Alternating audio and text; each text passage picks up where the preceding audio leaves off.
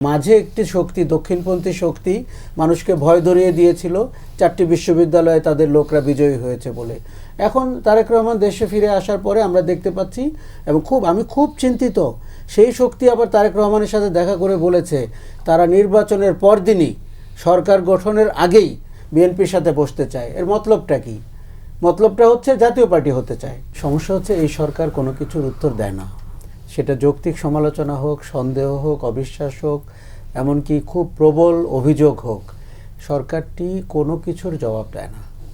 এবং আমরা দেখেন রাজনৈতিক সরকার দেখতে দেখতে আমরা ত্যক্ত বিরক্ত হয়ে গেছিলাম, কেননা রাজনৈতিক সরকারের 19-20 পার্থক্য ছাড়া দুর্নীতি, অপব্যবহার, আপনার দুঃশাসন, কেয়ারটেকারকে সাজানো, নিজের পকেট থেকে কেয়ারটেকার সদস্য বের করা, এই সব দেখে দেখে বাংলাদেশ কিন্তু বীতশ্রদ্ধ হয়ে আপনার এই 5ই আগস্ট পর্যন্ত এসছে।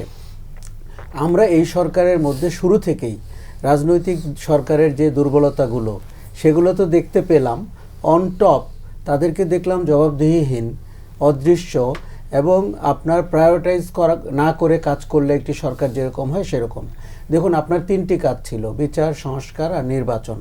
আপনি যদি এখন মার্ক দেন, আপনি নিজে বুঝে দিতে পারবেন বিচারের কি অগ্রগতি হয়েছে, সংস্কার কোথায় গিয়ে দাঁড়িয়েছে, আর নির্বাচনটি নিয়ে আমরা একটু পরেই আমি বলছি। দেখুন, সরকারের কি কাজ যে গণভোটের ব্যাপারে প্রচারণা চালানো? এই প্রশ্ন কিন্তু আগামীতে উঠবে। সরকারটি তো একটি মধ্য জায়গায় অবস্থান করার কথা। গণভোটে কেউ হ্যাঁও বলতে পারে, নাও বলতে পারে, কিন্তু সরকার এখানে একটি পক্ষ, এবং একজন বিশেষ সহকারী নিয়োগ করা হয়েছে, তার কাজ হচ্ছে গণভোটকে উৎসাহিত করা। আপনি কি সমাজে তার কোনো প্রভাব দেখতে পাচ্ছেন? আমি পাচ্ছি না। কিন্তু বাস রং করা হয়েছে, বিশেষ সহকারী নামানো হয়েছে, বাজেট বরাদ্দ করা হয়েছে। আবার এই সরকারের অর্থনৈতিক খাত নিয়ে কোনো প্রশ্ন করা যায় না, দিলে কোনো জবাবদিহিতা আসে না, কোথায় টাকা যাচ্ছে কোথায় যাচ্ছে না বোঝা যায় না। আচ্ছা, তারপরে আপনি দেখুন যে রাজনৈতিক দলগুলো, এই যে গতকালকের হত্যাকাণ্ড নিয়ে আমরা এত কথা বললাম, এটা আইন শৃঙ্খলার অবনতি, এটি তাদেরকে স্বীকার করতে হবে। এখন একটি দলের বেশ উচ্চ স্তরের নেতা বলেছেন এটিও একটি ষড়যন্ত্র।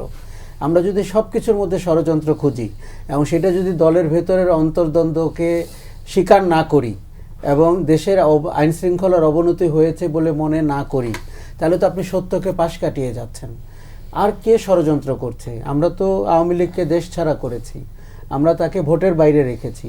হ্যাঁ, আওয়ামী লীগ যে ষড়যন্ত্র করতে পারে এটি তো খুব স্বাভাবিক। ভারত আমাদের প্রতিবেশী, নাখোশ হয়ে আছে, তারাও করতে পারে। কিন্তু এগুলোর জন্যই তো সরকার, এগুলোর জন্যই তো রাজনৈতিক দলের নেতৃবর্গ, এগুলোর জন্যই তো নির্বাচন কমিশন। আমি আপনাকে বলি, নূর ভাই যেমনটি বলছিল 5ই আগস্টে মানুষ এগিয়ে গেছিল, রাজনৈতিক দল কিংবা অন্য কোনো প্রতিষ্ঠান না, কথাটা একদম সত্যি। আবার এবারের নির্বাচনে মানুষের কোনো অংশগ্রহণ এখন পর্যন্ত হয়নি, কোনো সম্পৃক্তি নাই নির্বাচনের সাথে, এবং তাদের স্বতঃস্ফূর্ত অংশগ্রহণ নাই।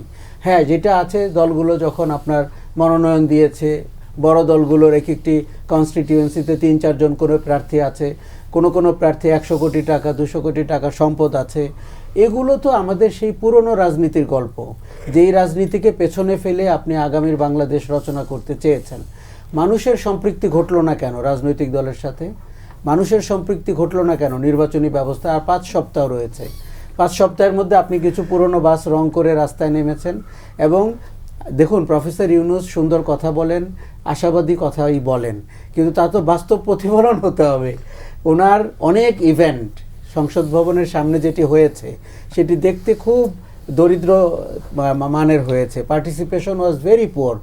এবং এই যে এখন ভোটকে নিয়ে তারা যে প্রচারণাটি করছেন, এটি 16 বছর পরে বাংলাদেশে অনুষ্ঠিত একটি জাতীয় নির্বাচন মনে হচ্ছে না। এটি আবার একটি পাতানো নির্বাচন, সাজানো নির্বাচন, সমঝোতার নির্বাচন বলে মনে হচ্ছে। আমি অনেক দুঃখের সাথে কথাটি বলছি। প্ল্যানগুলো ওইভাবে হয় নাই। না, আমি বলছি যে স্বতঃস্ফূর্ততা কোথায়? এই যে উনি বলছে উৎসব মুখর হবে, আমরা আয়োজন করে দেখতে পাবো, বাস্তবে তো তার কোনো প্রতিফলন নাই। এবং নির্বাচনের সবচেয়ে বড় সৌন্দর্য হচ্ছে অনিশ্চয়তা, রেজাল্ট তো প্রেডিক্টেবল। এখন মাঝে একটি শক্তি, দক্ষিণপন্থী শক্তি মানুষকে ভয় ধরিয়ে দিয়েছিল 4টি বিশ্ববিদ্যালয়ে তাদের লোকরা বিজয়ী হয়েছে বলে।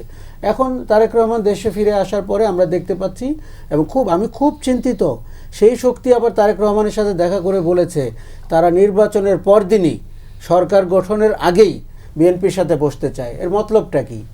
মতলবটা হচ্ছে জাতীয় পার্টি হতে চায়। যদি আওয়ামী লীগ আর জাতীয় পার্টির দিকে আমি তুলনা করি, আমি তো চাই না, আমি তো চাই বাংলাদেশের শক্তিশালী বিরোধী দল হবে, সে তার রাজনীতি করবে, সরকারকে নজরে রাখবে, সরকার দুর্নীতি করছে কিনা দেখবে। দেখুন, কেউ যদি 200-র উপরে সিট পায়, 250 পেলে তো কথাই নাই, তারপরে ওই শক্তিকে আপনি ধরে রাখতে পারবেন? বাংলাদেশের ইতিহাস কি বলে? আমাদের এত সব কথার পরেও 5ই আগস্টের দুর্বিষহ ঘটনা আওয়ামী লীগ এবং শেখ হাসিনার উপরে ঘটার পরেও আমি একটি পরিবর্তন দেখছি না আচরণে। রাজনৈতিক দলের ভেতরে দেখছি না, সরকারের ভেতরে দেখছি না, প্রশাসনে দেখছি না, পুলিশে তো নাই। পুলিশ আরেক ধাপ এগিয়ে গেছে। আপনি হাদি হত্যার ব্যাপারে পুলিশ যা করলো, এটা ওই জজ মিয়ার কথা আমাদেরকে মনে করিয়ে দিচ্ছে। কেন? কারণ হাদি হত্যার ব্যাপারে পুলিশ বলতে পারে তাদের কাছে 10টি নাম আছে, তারা প্রকাশ করে দিবে। পুলিশ কি মাফিয়া?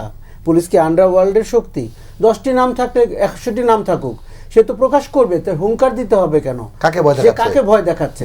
আচ্ছা, তারপরে যেভাবে ওয়ার্ড কমিশনারকে আনা হলো, কাউন্সিলরকে যেভাবে মেঘালয়ে 2জনকে অ্যারেস্ট করা হলো, বলা হচ্ছে শোনেন, আপনি যখন শাহবাগে অবরোধ করে বসে আছেন, আপনার দিন তারিখ ঠিক করে দিয়েছেন যে এত তারিখে এটা দিতে হবে, চার্জশিট দিতে হবে।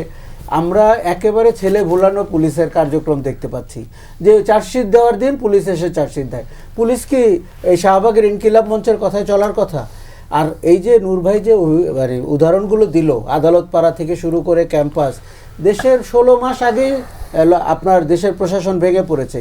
ইউনূস সরকার আসলে ভবিষ্যৎ বলতে পারবে, আমরা যখন নিরীক্ষা করব সে কোন রোলে ছিল। এই যে আমরা এনসিপি, লাস্ট কথা বলি, এনসিপির যে আজকের অবস্থা, এটির জন্য দায়ী কিন্তু প্রফেসর ইউনূস। সে 3জন ছেলেকে ঘাড়ে তুলে নিয়ে একজনকে মাস্টার মাইন্ড করে তার ক্যাবিনেটে ঢুকিয়েছে।